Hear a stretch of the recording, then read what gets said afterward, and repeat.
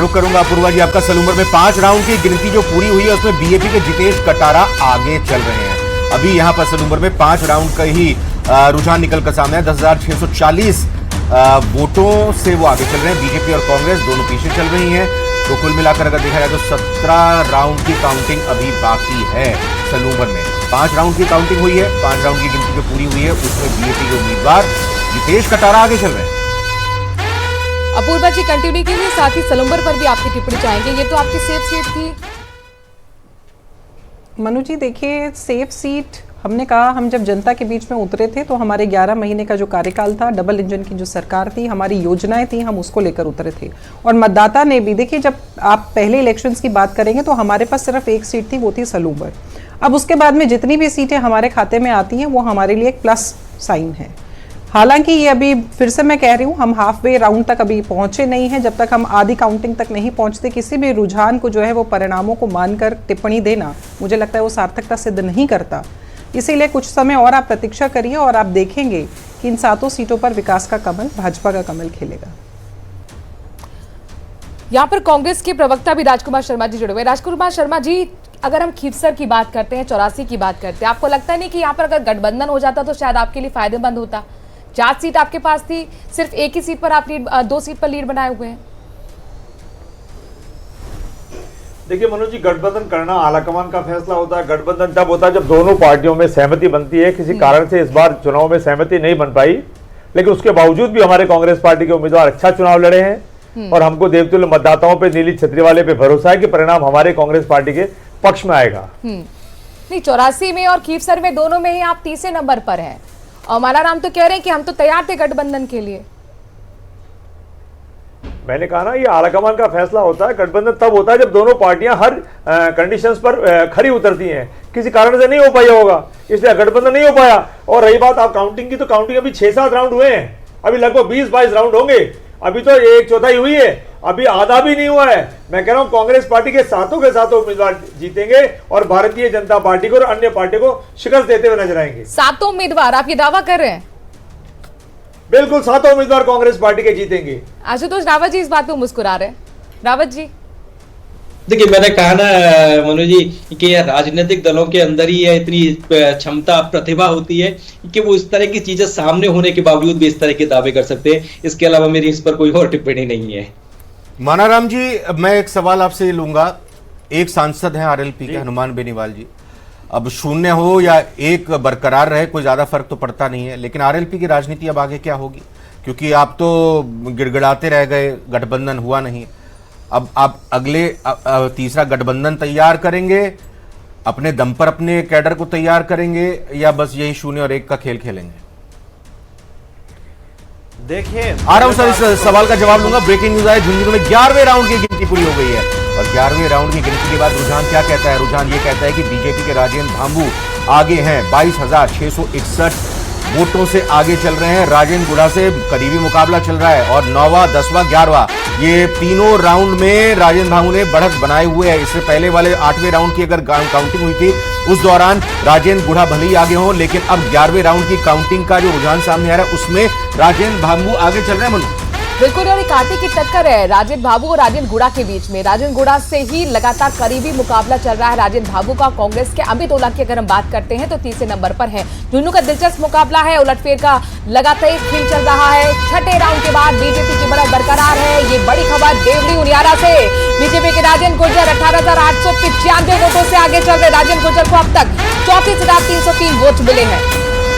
तो नरेश मीणा को अब तक 15,408 वोट मिले हैं। अब चुनाव के दंगल से जुड़ी बड़ी अपडेट। देवली उनियारा, केसी मीणा को 9,172 वोट मिले हैं। यहाँ पर कुल मिलाकर केसी मीणा भी तीसरे नंबर पर चल रहे हैं। जी मानराम जी, जवाब दीजिए भाई अपना। आरएलपी की क्या है अब आगे की रहेगी? जी, हनुमान बेनीवाल जी एमपी है। खीवसर की सीट हम जीतेंगे और हम उसी तरीके से लड़ाई लड़ेंगे जो पिछले 20 साल में गरीब, मजदूर, दलित, शोषित पार्टी तो 2018 में बनी है आपकी। जो पर संघर्ष तो सर हनुमान बेनीवाल जी 2003 से कर रहे हैं। तब तो बीजेपी में थे ना, 2008 में तो बीजेपी से चुनकर आए थे ना। लेकिन सर संघर्ष तो माना जाएगा, वो संघर्ष तो कर रहे हैं। हम उसी प्रकार से लड़ेंगे, वैसे ही हम अन्याय के खिलाफ मुझे बताइए, सरकार के खिलाफ लड़ते हनुमान बेनीवाल से पार्टी है कि पार्टी से हनुमान बेनीवाल है? पार्टी बड़ी कि हनुमान बेनीवाल? आज बता दीजिए। देखिए, हनुमान बेनीवाल जी बड़े हैं, हनुमान बेनीवाल जी की विचारधारा बड़ी है, और हनुमान बेनीवाल जी हम वैसे ही। अपूर्वा जी, बीजेपी बड़ी कि बीजेपी के नेता बड़े? संगठन सर्वोपरि, संगठन सबसे बड़ा। राजकुमार जी, पार्टी बड़ी कि पार्टी के नेता बड़े, उसके अध्यक्ष बड़े? पार्टी से नेता बनता है सर, पार्टी बड़ी होती है, नेता फिर उससे निर्माण होता है। आशुतोष जी, क्या यही फर्क है क्या? बिल्कुल। सर, मेरा जवाब पूरा नहीं हुआ। रविंद्र, चलिए दीजिए, जवाब दीजिए। आपने दिया ना जवाब, मैंने, ठीक है, अब और दीजिए आप जवाब। आशुतोष जी, फिर आपका जवाब। आपने कहा था कि आप क्या करोगे, हनुमान बेनीवाल जी, आरएलपी पार्टी आगे क्या करेगी? देखिए सर, सड़कों पे वैसे ही संघर्ष करेगी, जिनके साथ मजदूरों के साथ अन्याय होगा, किसानों के साथ अन्याय होगा, दलितों के साथ अन्याय होगा। आप देख रहे हैं, हनुमान बेनीवाल जी का एक ही नाम है कि लड़ने वाला, न्याय दिलाने वाला नेता अगर प्रदेश के अंदर है, किसान की आवाज उठाने वाला, सड़क पे बैठने वाला, मजदूर हो चाहे कोई भी जो दबा कुचला आदमी है, उसकी आवाज उठाने वाले हनुमान बेनीवाल जी है। और हम उसी प्रकार से हमारी आवाज उठाते रहेंगे। कुछ भी नहीं, हमारे किस्मत में संघर्ष लिखा हुआ है, और संघर्ष हमारे खून में, हम करते रहेंगे, कभी नहीं हार मानेंगे। हमारा जीवन जन्म इसीलिए हुआ है हनुमान बेनीवाल जी का, सच्चे राजनेता की पहचान है, हार नहीं मानना चाहिए। अन्याय के खिलाफ लड़ेंगे। ठीक है, आशुतोष जी, जो कनिका बेनीवाल है, महिला प्रत्याशी के तौर पर उनका चयन किया गया हनुमान बेनीवाल की तरफ से, उनकी पत्नी है। आपको लगता है जनता बहुत ज्यादा उन पर भरोसा नहीं जता पाई? नया चेहरा था और जाहिर तौर पर कोई अनुभव नहीं था। अगर शायद अपने भाई को उतारते तो परिणाम कुछ और अलग होते, रुझानों में जो दिख रहा है हमें। देखिए, मैं आरएलपी की प्रवक्ता नहीं। अच्छा, इस बीच एक ब्रेकिंग न्यूज आ गई है, आशुतोष इसका जवाब आपसे लेंगे। 84 में 9 राउंड की गिनती पूरी हो चुकी है। 84 में 9 राउंड की जो गिनती पूरी हुई है, उसमें बीएपी के अनिल कटारा को बम्पर बढ़त इसलिए क्योंकि अनिल कटारा 14,113 वोटों से आगे चल रहे हैं। विधानसभा चुनाव में एक अच्छा खासा मार्जिन होता है, लेकिन ये रुझान है, अभी और राउंड की काउंटिंग बाकी है। तीसरे नंबर पर कांग्रेस है, महेश रोत कांग्रेस के उम्मीदवार, जो कि तीसरे नंबर पर 84 में चल रहे हैं। 84 में बीएपी के ही सिटिंग एमएलए थे राजकुमार रौत, पार्टी के अध्यक्ष, और उसके बाद फिर उन्होंने एमपी बनने के बाद ये सीट छोड़ दी, और अब अनिल कटारा उनके करीबी हैं, वो चुनाव लड़े। और यहां पर बीएपी आगे लगातार, पहले ही राउंड से एक तरह से कहा जाए, पहले राउंड में हालांकि शायद बीजेपी यहां पर आगे एक बार हुई थी, लेकिन उसके बाद फिर लगातार यहां पर आगे और बहुत बड़ी बढ़त लगातार बीजेपी के प्रत्याशी बनाए हुए हैं। और इसमें राजकुमार रोत बहुत काफी कॉन्फिडेंट भी दिख रहे थे, प्रचार के दौरान वो कॉन्फिडेंट दिख रहे थे। आशुतोष रावत जी, आप अपनी बात कंप्लीट कीजिएगा। एलपी के प्रवक्ता ने भी कहा कि यहाँ हनुमान बेनीवाल बड़े हैं, पार्टी से ज्यादा बड़े। तो यहाँ फैसले जब एक व्यक्ति लेता है तो निश्चित तौर पर वह व्यक्ति कितने भी क्षमतावान हो, कितना भी प्रतिभाशाली हो, कई बार फैसले लेने में चूक जाता है। और मुझे लगता है कि ऐसी एक चूक हनुमान बेनीवाल से कैंडिडेट के सिलेक्शन में हुई। शायद वो अपनी पत्नी की जगह अगर एक बार अपनी भाई को उतारते तो शायद जिस तरह के रुझान अभी तक आ रहे हैं, उस तरह के रुझानों के विपरीत भी परिणाम हो सकते थे। लेकिन मुझे लगता है, और पार्टी से नेता बढ़ा तो फिर उम्मीदाराम बेनीवाल ये विभीषण निकल गए, पीठ में खंजर घोंप दिया, हमारी पार्टी से निकले थे रेवंत राम डांगा को लेकर भी ऐसे ही कहा ना बालाराम जी आपने, तो फिर ऐसा हो जाता है।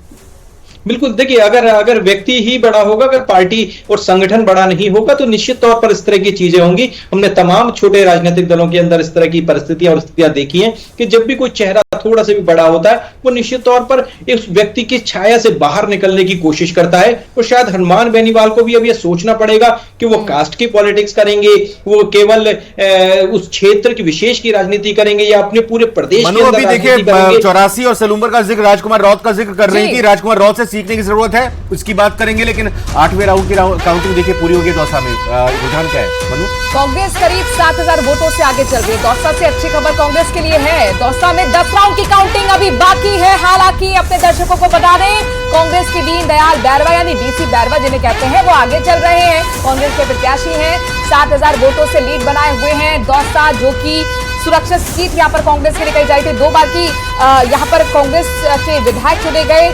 जगमोहन मीणा और डीसी बैरवा के बीच में मुकाबला था। किरोड़ीलाल मीणा एक तरफ लगातार चुनाव प्रचार कर रहे थे, सचिन पायलट की भी एंट्री हुई थी, उन्होंने भी खूब ठुमके लगाए, दोनों के ठुमके मुरारीलाल मीणा यहाँ पर लगातार साइलेंट, एक तरह से साइलेंट जायंट के तौर पर उन्होंने यहाँ पे चुनाव लड़ा। जी आशुतोष जी, मैं वही जानना चाह रहा था, राजकुमार रौत से सीखने की, समझने की कुछ नेताओं को इस लिहाज से जरूरत है कि आपने 2 जगहों पर, सलूम्बर हो या फिर 84 हो, पहले तो आपने कह दिया कि हम गठबंधन नहीं करेंगे, आपने अपनी बात क्लियर रखी। उसके बाद आपने दोनों ही जगहों पर अपने पार्टी के कार्यकर्ताओं से वोट डलवाए। बताइए कौन उम्मीदवार हो, अपने परिवार से किसी को नहीं किया। हो सकता है कुछ कमियां भी होंगी, वो आप और उस पर रोशनी डाल सकते हैं, लेकिन अच्छी चीजों को किसी भी पार्टी का कोई नेता हो, कोई भी पार्टी हो, उसे सीखना चाहिए।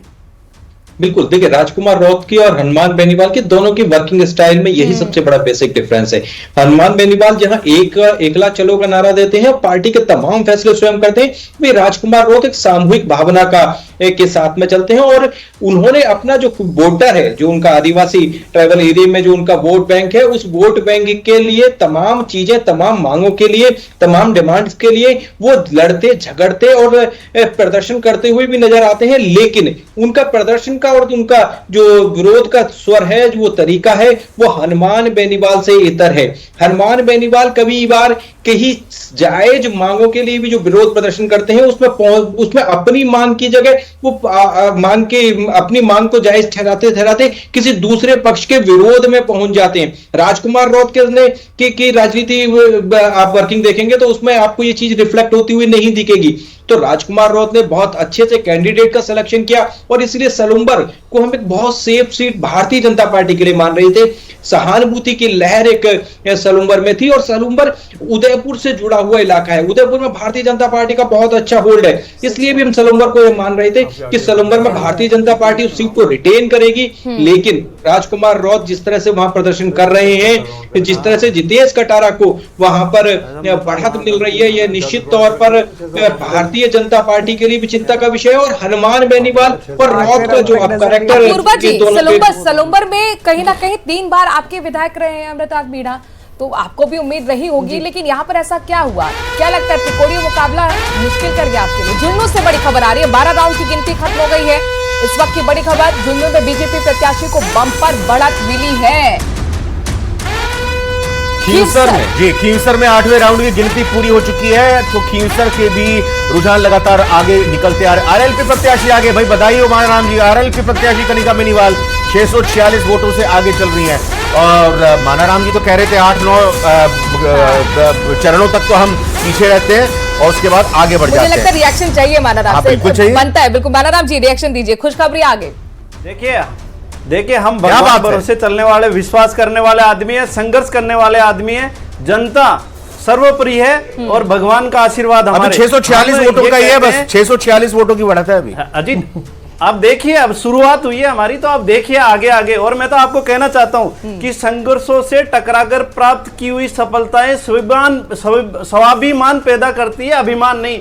ये अभिमान में बीजेपी वाले चल रहे हैं। आप देखिए, हम तो सदा ही संघर्ष वाले आदमी। हनुमान बेनीवाल जी की किस्मत में लिखा हुआ है, वो कहते हैं ना कि मेरी रेखाओं में संघर्ष लिखा है, तो ये बहुत बड़ी बात होती है। अभिमान में संघर्ष करने की क्षमता किसी को देता है। सुनिए, भगवान अगर संघर्ष करने की क्षमता किसी को देता है तो भगवान का उसके ऊपर, उस इंसान के ऊपर बहुत बड़ा आशीर्वाद होता है। वो भगवान का प्यारा होता है, सबसे नजदीकी आदमी होता है, उसी को संघर्ष करने की क्षमता भगवान देता है। मिलेगा 12 बजे तक तस्वीर साफ हो जाएगा। अपूर्वा जी जवाब दीजिएगा। गजेंद्र सिंह खींवसर का वो बयान काफी फेमस हुआ था, जिसमें वो कह रहे थे कि सिर मुड़वा दूंगा, मूंछ मुड़वा दूंगा अगर हम हार जाते हैं तो।